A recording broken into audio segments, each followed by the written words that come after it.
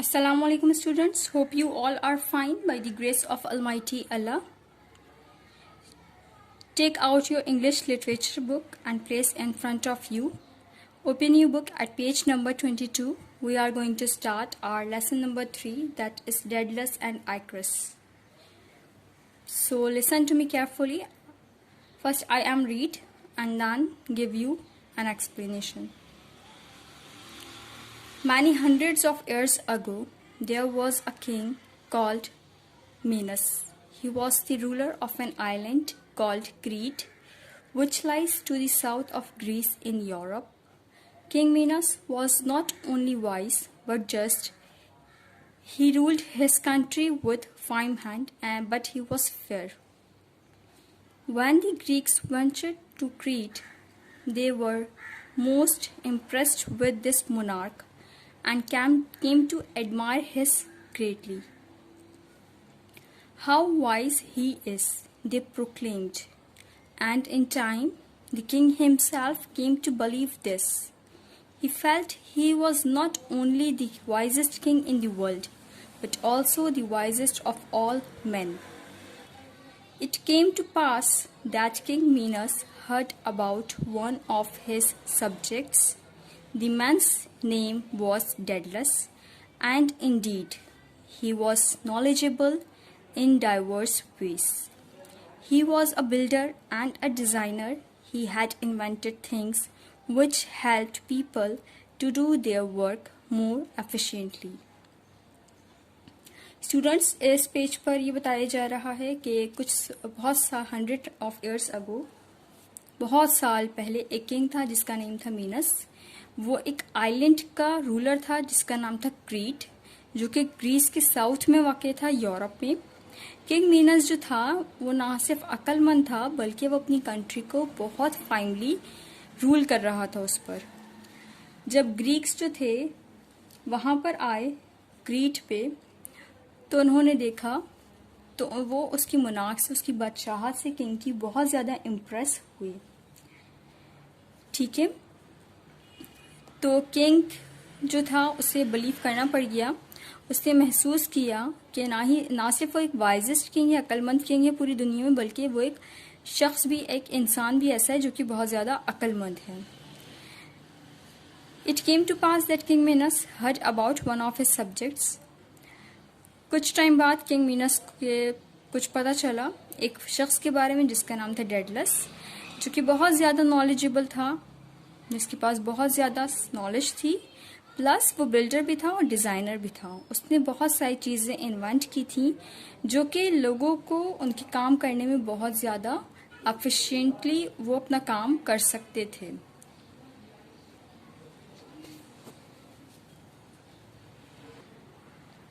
Come at page number 23. He had designed a saw with which large trees could be cut, and he had invented a potter's wheel. Potters no longer had to spend hours fashioning their vases and pots by hand, using a spatula to beat and smoothen the sides. With the wheel, they could slap down a lump of clay. In the middle, spin the wheel round and then draw the clay out gently with their fingers, shaping it into any cylindrical form. Their work could now be done with greater ease. Sailors blessed Daedalus for teaching them how to rig sails for their vessels. With these new sails, they could travel further and more swiftly to explore all the islands that dotted the blue seas around the Crete.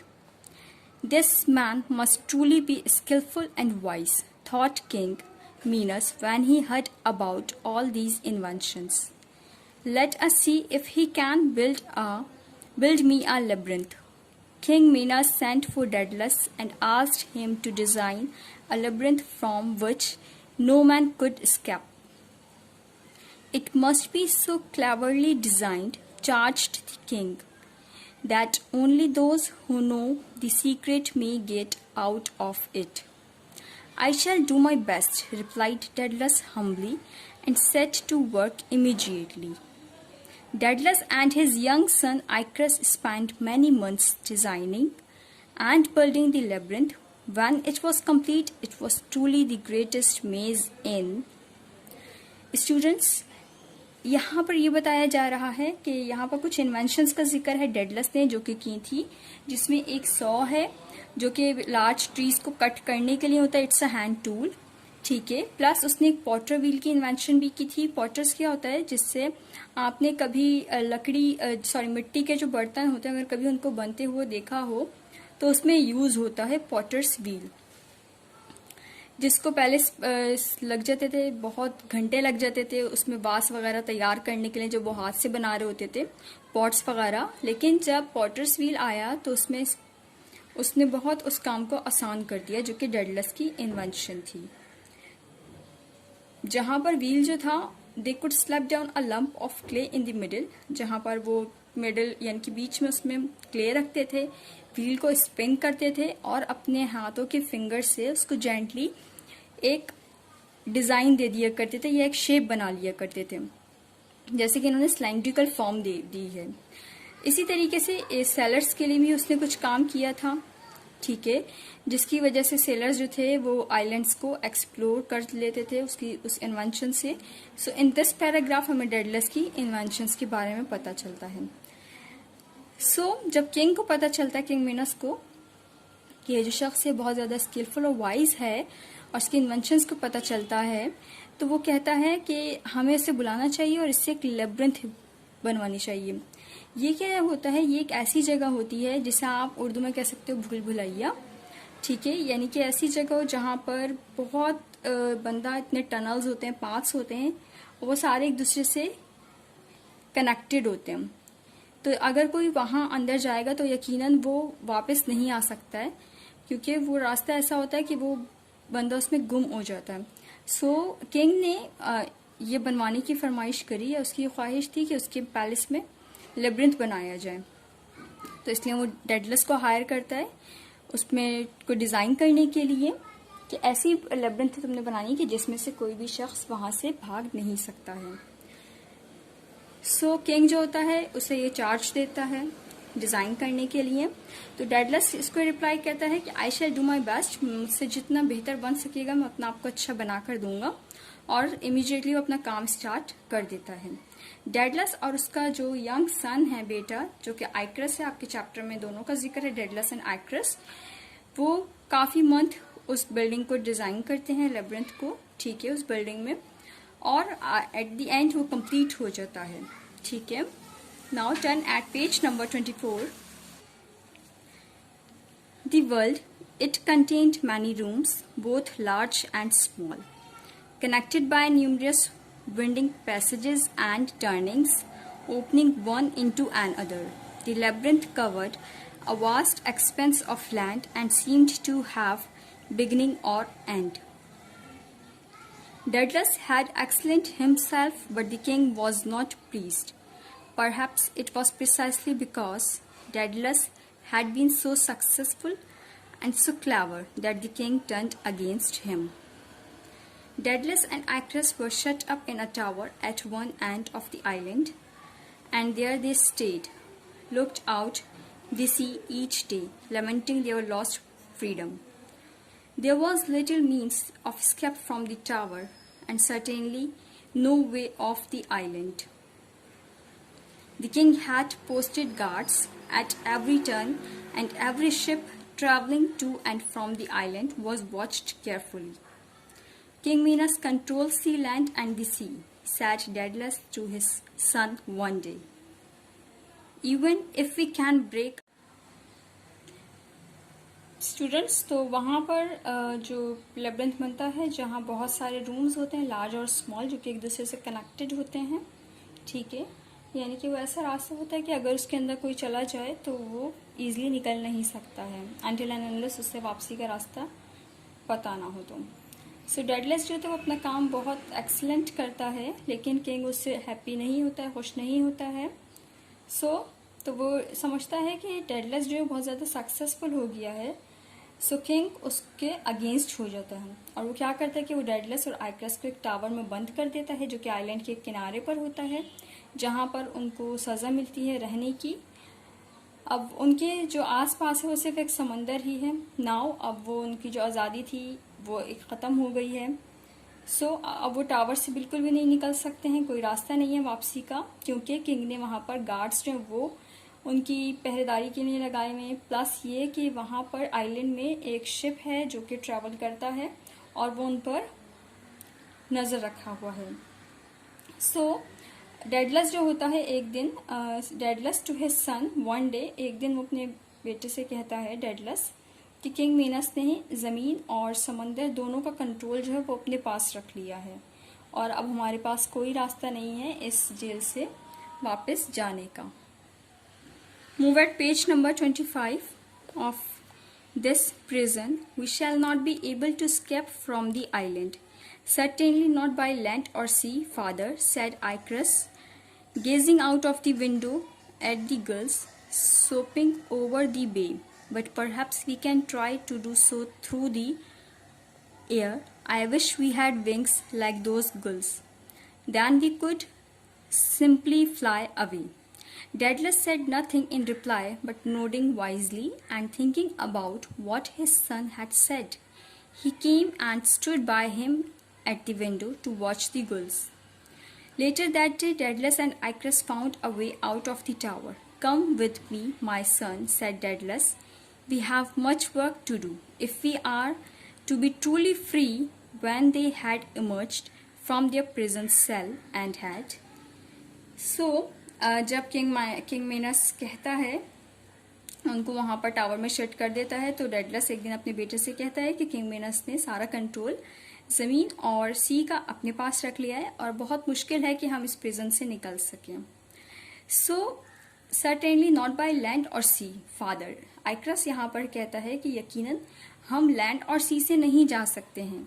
वो window के बाहर खड़े होकर गुल्स जो होती हैं, seagulls, यानी कि this is the seagull, this is a bird animal, sorry bird, ये एक परिंदा होता है, बर्ड है ये, सी बर्ड जिसे हम कहते हैं, वो वहाँ पर उड़ रहे होते हैं आराम से। तो वो उनको देखता हुआ कहता है कि काश हमारे पास भी विंग्स होते तो शायद हम भी उड़कर यहाँ से निकल जाते। तो डेडलस इस बात पर कुछ रिप्लाई नहीं करता है, लेकिन वो वाइजली कुछ सोच रहा होता है जो उसके बेटे ने कहा है उस बात पर, और वो भी विंडो पर आकर खड़ा हो जाता है और उन गुल्स को देखना शुरू कर देता है।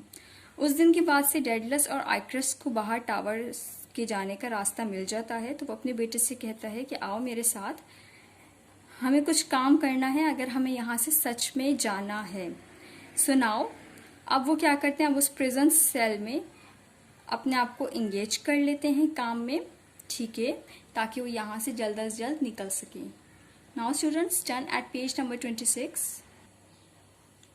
Descended the tower, Daedalus set Icarus to work. We shall make ourselves wings, he said, and with them we shall leave the island. It is our only solution. But how are we to make wings? Asked the puzzled boy. I will show you, replied the father. But first we must collect feathers, many feathers. The father led the son towards the rocks on the seashore. The coastal rocks were used by the seabirds for their nesting grounds. There were feathers gathered all over the shore during the weeks that followed, walking amongst the rocks at dusk and after nightfall. Father and son began to make a collection of the fine feathers they could find. By day, out of view of the watchful eyes of the guards, they began to weave the feathers together. Daedalus had no tools to work with save for a needle that he always wore in his tunic. With this and with threads plucked carefully from an old blanket, he began to sew together the larger feathers. To bind the softer, more delicate feathers, Daedalus melted and used the wax of old candles. The feathers were built up layer upon layer and shaped to resemble the wings of a giant bird. Very soon 4 enormous wings had been fashioned from the feathers. Today we can finally try out our wings, said Daedalus, one sunny day. Look, the sea is calm and the clouds idle along. The breeze is by no means strong. So in this page यहाँ पर ये बताया जा रहा है कि जब idea आ जाते हैं उनके पास वहाँ से स्केप करने का टावर से, तो डेडलस और आइक्रस जो अपने काम में लग जाते हैं। वो क्या काम होता है उनका, अब हमें खुद से विंग्स बनाने होंगे, ठीक है, और उसी के साथ ही हम इस आइलैंड को छोड़ सकते हैं। यही एक आखिरी सॉल्यूशन है।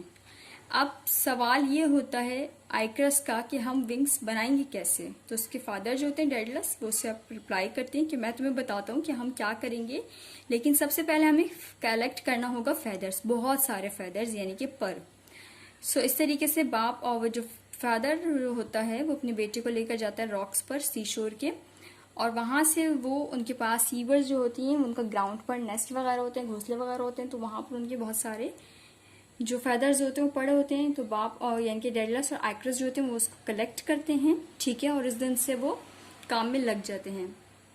अब डे पर तो उनके पास जो अभी हमने पढ़ा था कि वहां पर गार्ड्स लगाए हुए होते हैं, एक शिप होता है जो कि उनको वॉच कर रहा होता है, तो वो ये सारा काम ये लोग रात में करते हैं, डेडलस और आइक्रस। ये जितना भी इनका कलेक्शन होता है फेदर्स वगैरह का, वो सब रात में कर रहे होते हैं, क्योंकि दिन में तो उन पर गार्ड्स जो होते हैं वो देख रहे होते हैं उन लोगों को। सो अब फेदर्स उनको मिल जाते हैं सीशोर के पास से, सारे गर्ल्स के, सी गर्ल्स के। सो डेडलस के पास अब कोई टूल नहीं होता है जिससे वो उनको स्यू कर सके या सी सके, लेकिन इत्तेफाक से वो अपनी ट्यूनिक में एक निडल रखता है। सो उस निडल से डेडलस जो है वो उन सारे जो फेदर्स होते हैं उनको सीता है। अब थ्रेड जो आता है उसके पास एक ओल्ड ब्लैंकेट का वो निकालता है केयरफुली, ठीक है, एक ओल्ड ब्लैंकेट वहां पर होता है जिसमें से वो सारा धागा निकालकर उस धागे से जो ट्यूनिक में से उसको अपनी निडल होती है उसमें से सारे जो फेदर्स होते हैं उनको वो सी लेता है। सो स्टूडेंट्स क्या होता है कि जैसे कि अभी आपको बताया कि ट्यूनिक में से वो निडल निकालता है और ब्लैंकेट के जो ओल्ड ब्लैंकेट होता है उसमें से थ्रेड्स को प्लग करता है, एंड देन वो लार्जर फेदर्स जो होते हैं उनको बाइंड करके वो विंग्स रेडी कर लेते हैं।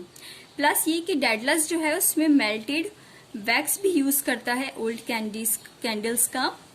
इस तरीके से फेदर्स जो होते हैं वो बन जाते हैं लेयर अपॉन लेयर में, and shaped to resemble the wings of a giant bird, यानी कि ऐसा लगता है कि जो उनकी शेप बनती है वो विंग्स होते हैं किसी बहुत बड़ी बर्ड के। इस तरीके से बहुत जल्दी वो लोग डेडलस और आइक्रस 4 इनॉर्मस विंग्स यानी कि 4 बहुत बड़े से विंग्स वो लोग बना लेते हैं फेदर्स के। सो डेडलस कहता है today we can finally try out our wings, आज जो है हम फाइनली ट्राई करते हैं इन विंग्स के। एक मतलब सनी डे होता है, सूरज निकला हुआ होता है, it's mean so sea is calm, और क्लाउड्स जो होते हैं वो भी वहां पर मौजूद नहीं होते हैं क्योंकि सनी डे है, and breeze is by no means strong, और हवा जो है वो भी स्ट्रॉन्ग नहीं है। Move at page number 27. Daedalus took up one great wing in either arm and mounted carefully to the first level of the tower. Balancing himself on the very edge of a parapet, he slipped his arms through the delicate straps and loops on the wings and clasped them firmly in his grasp. For a moment he stood on the edge of the balcony and slowly and steadily began to flap his wings. Then, when a soft breeze began to blow, aiding his efforts, he leaped from the tower. Daedalus flapped frantically as he fell, and then, as if borne aloft by the gods, he was soaring and gliding like a bird. Round the tower he went, with his young son cheering his progress. Over the next few days, father and son practiced taking off and landing. Very soon they became quite skilled at this and came to understand how a fledgling could learn this so naturally. They were soon flying round and round the tower with great ease. When the day of their departure and flight to freedom dawned, Daedalus cautioned his son. Icarus, my son, warned he, listen with great care to what I have to say, for you will live or die by my words. You have the wings of a bird, but they were not fashioned by the gods. They were made by you and me, and we are but mortal. Fly not too low, for the mists of the sea will envelop you. They will clutch your wings, and you may well lose your way. Fly not too. Students, at this page Daedalus जो है वो जैसे कि बताया कि उनके wings ready हो चुके हैं. अब उन्होंने प्रैक्टिस करनी है, ट्राई करना है इन विंग्स के साथ. सो क्या होता है यहाँ पर वो प्रैक्टिस करते हैं, ग्रेट विंग लेते हैं अपनी आर्म्स में, यानी कि अपने जो उनके बाजू वगैरह होता है उससे ज्वाइन करते हैं केयरफुली. और पहला लेवल वो स्टार्ट करते हैं टावर से. इस बैलेंस करते हैं अपने आप को, ठीक है. और वो इस तरीके से उड़ना शुरू कर देते हैं. बैल्कनी में आकर, एज पर, उसके किनारे पर आकर वो एक फ्लाइट लेते हैं स्लोली एंड स्टीडली. इस तरीके से वो अपने विंग्स के साथ स्टार्ट करते हैं. हवा जो होती है, ब्रीज जो होती है, बिगिन टू ब्लो. हवा के जोर से वो इधर उधर होना शुरू हो जाते हैं, यानी कि हवा में उड़ने के बैलेंस कर लेते हैं. अपनी एफर्ट्स को ऐड करते हैं. इस तरीके से वो टावर से फ्लाइट ले लेते हैं. फिर डेडलस जो होते हैं वो frantically as he fell and then as if borne aloft by the gods. He was soaring and gliding like a bird. Round the tower he went with his young son, cheering his progress. Daedalus जो होता है, Daedalus जो है वो flap करता है frantically और वो गिर जाता है. बट इस तरीके से वो लोग राउंड लेना शुरू करते हैं, ग्लाइडिंग कर रहे होते हैं जिस तरीके से एक बर्ड कर रही होती है टावर के राउंड में, यानी कि surrounding the tower. They took there first flight. वो अपने यंग सन के साथ अपनी प्रोग्रेस को खुशी से मना रहे होते हैं. सो फ्यू डेज में वो लोग फादर एंड सन यानी कि डेडलस और आइक्रस जो होते हैं वो प्रैक्टिस कर लेते हैं कि किस तरह उन्होंने टेकिंग ऑफ करना है और लैंडिंग किस तरह करनी है. बहुत जल्द आइक्रस और डेडलस इस चीज़ में फ्लाई करने में स्किल हो जाते हैं और वो अंडरस्टैंड कर लेते हैं कि अब हमारे पास टाइम आ चुका है कि अब हम यहाँ से डिपार्चर कर सकते हैं और अपना फ्रीडम जो है, अपनी आज़ादी जो है उसको अपनी फ्लाइट में ले सकते हैं. लेकिन उससे पहले डेडलस जो होता है वो अपने बेटे को समझाता है.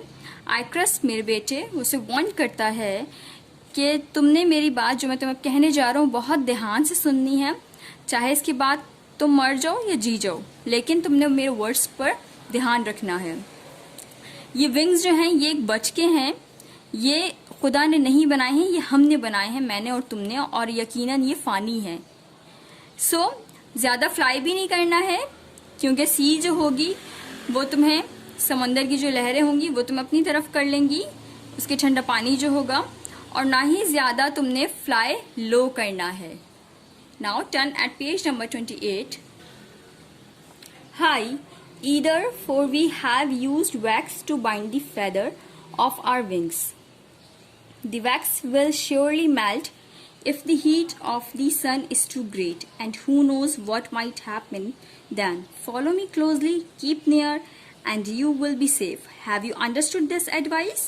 I have, father, replied the boy, as he eagerly picked his wings. I shall do exactly as you bade me.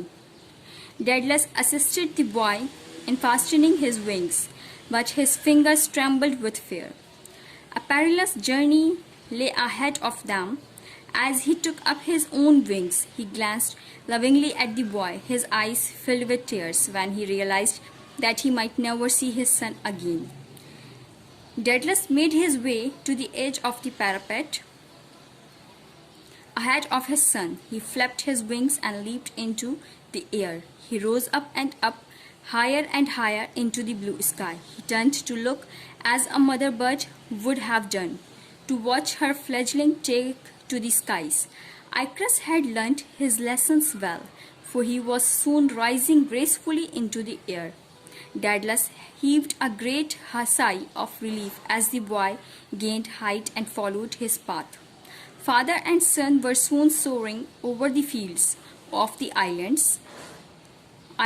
Far down below them, they could see the ploughmen and shepherds stop in their work to gaze and marvel at these strange winged creatures of the air.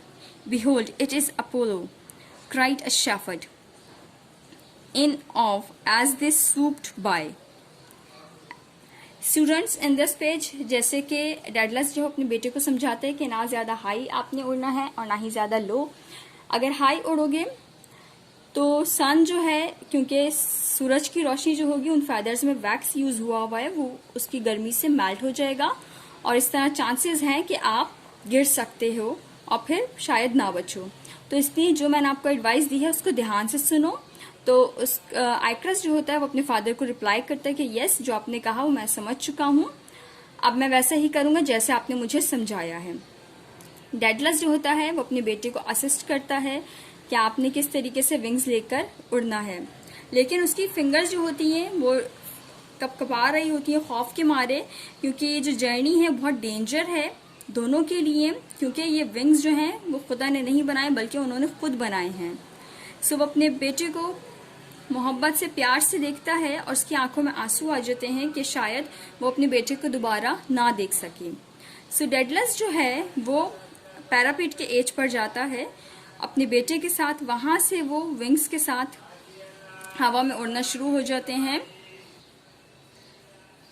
Then क्या होता है students, वो दोनों यानी कि Daedalus और आइक्रस जो हैं वो फ्लाइट अपनी ले लेते हैं, उड़ना स्टार्ट कर देते हैं.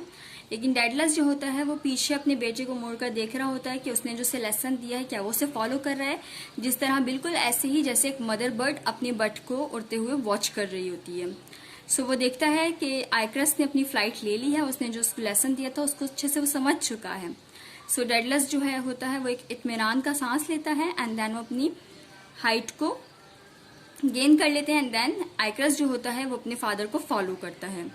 फादर और सन जो होते हैं वो आइलैंड की इसमें जो फील्ड्स होते हैं, आइलैंड के बाद वो फील्ड्स की तरफ जा रहे होते हैं, खेतों की तरफ.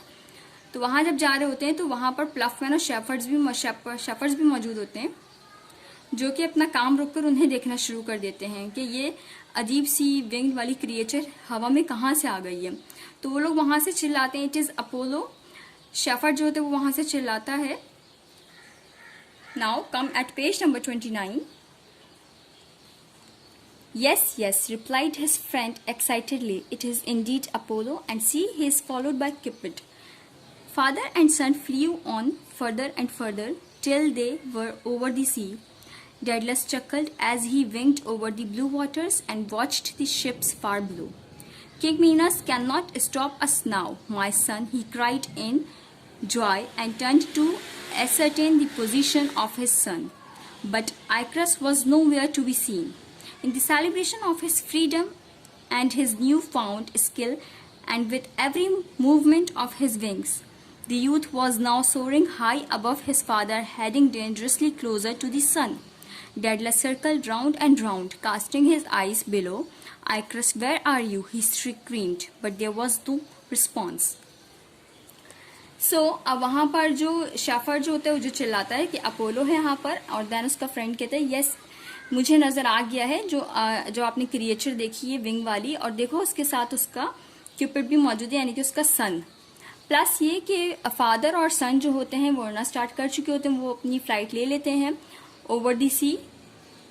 डेडलस जो होते हैं वो बहुत खुश होता है कि वो ब्लू वाटर को क्रॉस कर रहे हैं. प्लस ये कि वो शिप्स जो नीचे से गुजर रहे होते हैं उसको देख रहे होते हैं. तो किंग मीनस जो है अब उन्हें स्टॉप नहीं कर सकता है मेरे बेटे, यानी कि डेडलस यहाँ पर कहता है. और वो जब कहता है तो वो पीछे मुड़कर देखता है कि उसका बेटा उसके साथ है या नहीं, लेकिन वो वहां पर मौजूद नहीं होता.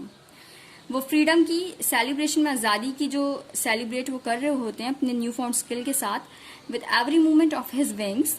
ये यूथ जो होता है, यानी कि वो जो लड़का होता है आइक्रस जो होता है, वो अपने फादर से बहुत ऊंचाई पर चला जाता है और वो यकीनन ऐसा लगता है कि वो सन के बहुत ज्यादा करीब आ चुका है. तो डेडलस जो होता है वो circle round and round, casting his eyes blow, यानी कि वो राउंड और राउंड घूम रहा होता है, देख रहा होता है अपने बेटे को. और वो वहां से आइक्रस जो होता है वो वहां पर चिल्लाकर कहता है कि तुम कहाँ हो, लेकिन उसे कोई भी रिस्पॉन्स नहीं मिलता है. Now turn eight page number 30. And then he looked into the sparkling sky above. Icarus, he cried with all his might. Icarus, beware, you fly too high. Remember my words? Come down, come down. But the boy didn't hear him. He had already gained too much height, and now the wax in his feathered wings, began to melt and soften. As Daedalus watched, small plumps began to drop from the wings of Icarus and float in the air. Soon larger feathers fluttered and became detached and fluttered gently down, down, down. Icarus flapped more vigorously and began to kick his feet in panic, but it was all to no avail. The boy plummeted towards the sea like a dying comet and enveloped by the blue waters below. All that remained were some feathers floating on the gentle waves. जब डाइडलस जो होता है उसके लिए परेशान हो जाता है, वो ऊपर देखता है and he looked into the sparkling sky above. ऊपर जो स्काई होता है वहां पर जाकर देखता है तो वहां पर वो चिल्लाता है कि आइक्रस खबरदार ज्यादा हाई ना फ्लाई करो, मेरे वर्ड्स आपको याद है, नीचे आ जाओ. लेकिन बॉय जो होता है आइक्रस जो होता है वो अपने फादर की आवाज नहीं सुन सकता है क्योंकि बहुत ज्यादा हाइट पर होता है. एंड नाउ अब क्या होता है कि उसके फेदर विंग्स में जो वैक्स था वो मेल्ट होना शुरू हो जाता है. उसके फादर जो है वो ये सब कुछ देख रहे हैं क्योंकि जब वो मेल्ट होना शुरू हो जाता है वैक्स, तो उसका जो मोम होता है वो नीचे समुद्र में आकर गिरना शुरू हो जाता है. अब लार्ज फेदर्स जो थे वो खत्म होना शुरू हो गए क्योंकि वैक्स जो उसको ज्वाइन किया हुआ था वो सब पिघल रहा है सूरज की गर्मी से, जिसकी वजह से फेदर्स जो हैं वो इधर उधर बिखर रहे हैं. अब वो पैनिक में and began to kick his feet in panic. वो पैनिक में शोर में अपनी जो किक फीट होती है अपने जो पाँव से किक लगाता है, लेकिन अब कुछ भी नहीं हो सकता है क्योंकि वो लड़का जो था उसका जो सारा विंग्स का जो वैक्स है वो सारा मेल्ट होकर गिर चुका है और अब वो पानी में आकर डूब जाता है. ऐसा लगता है कि बिल्कुल डाइंग कॉमेट आ रहा है. अब ना उसकी जो बॉडी है वो ब्लू वाटर ने अपने अंदर समा ली है. इट सीम्स के एनवेलप में ब्लू वाटर में के अंदर वो आ गई है और उसके जो सारे फेदर्स होते हैं वो इधर उधर फैल जाते हैं. It is a Greek myth retold by Nicholas Horsburgh. So students, chapter आपका यहाँ पर एंड होता है. इस चैप्टर से हमें ये लेसन मिलता है कि आप हमारे जो पेरेंट्स या आपके जो बड़े होते हैं जो आपको जो नसीहत करते हैं, ये जो आपको बातें कुछ बताते हैं वो यकीनन आपके फ़ायदे के लिए ही होती है. सो कभी भी हमें उसे इग्नोर नहीं करना चाहिए. We always follow our parents and teachers instructions और देयर सजेशंस. ठीक है, वो हमेशा हमें फ़ायदा देती हैं. सो इस लेसन से हमें यही सबक मिलता है कि हमें अपने पेरेंट्स की और अपने टीचर्स की जो बात वो हमें बताते हैं उसे फॉलो करना चाहिए. तो इस तरह हमें कभी भी कोई नुकसान नहीं होता है. स्टूडेंट्स, इस चैप्टर में आपके पास वर्ड्स मीनिंग गिवन है. आप उसे अपने रिटर्न वर्क में लिखोगे यानी कि अपने एक्सरसाइज नोटबुक में. एक्सरसाइज ए में आप क्वेश्चन करोगे 1, 2, 3, 4 एंड 6. एक्सरसाइज ए में जैसे कि भी आपको बताया क्वेश्चन 1, 2, 3, 4 और 6 आप करोगे. ठीक है, इसके आंसर्स आपको दे दिए जाएंगे. प्लस एक्सरसाइज बी जो है आपके पास वो है RTC रेफरेंस टू टेक्स्ट, जिसमें आप क्वेश्चन नंबर 1 का AB करोगे, 2 का भी आपने AB करना है. प्लस सेंटेंसेस के लिए आपको वर्ड्स भी दे दिए जाएंगे. Now come to the choose the best response. Put a pencil in your hand. So, number 1 is King Minos turned against Daedalus because option A, Daedalus was an inventor, the labyrinth was too complicated, or Daedalus was successful.